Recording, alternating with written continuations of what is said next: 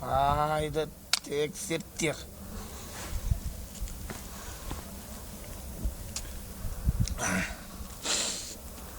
Așa, acum cum să spuneam, tată. Băgâdă, da? Băgâdă. L-a operat, l-a dus la spital, l-a morgat, l-a tăiat, a scos tot din el, a băgat plasă de aia, că acum construiește ceva, l-a cusut, după ce l-a cusut, l-a dus acasă, a doua zi l-a îngropat. Mormântarea va fi la Sfântul Constantin anului 2008. Așa.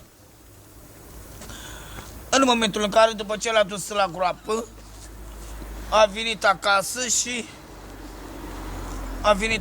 și toată lumea a mâncat, a băut, s-a distrat, a dansat. S-a dansat, urgă, boxii, stații, casetofoanii, casetii. Așa, după ce l-a dus la groapă, a mâncat, lumea s-a distrat, până a doua zi, pe Băgădă, nu? Așa. L-a dus la groapă și după ce l-a dus la groapă, l-a îngropat. A mâncat lumea, a băut, s-a distrat, a dansat. A doua zi, după ce s-a terminat distracția, s-a dus fișcare lumea acasă la ei.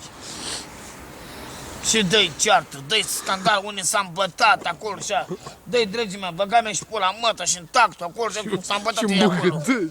Și băga-mea și pula în Băgădău în mătă și în groapa ta acolo, dar Dumnezeu să pătrăzești mai repede.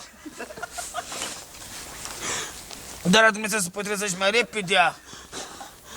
Așa. Să-l mănânci aia, nu? Să-l mănânci cancerul.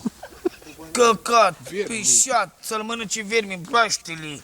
Căcat, pișat, unt, măzgă, futai, smântână, brânză, caș. Caș.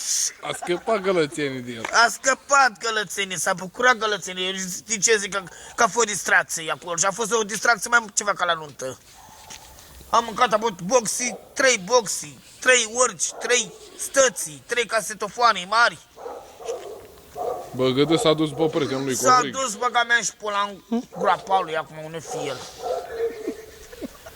Și în creșterea lui și în nația mamii lui.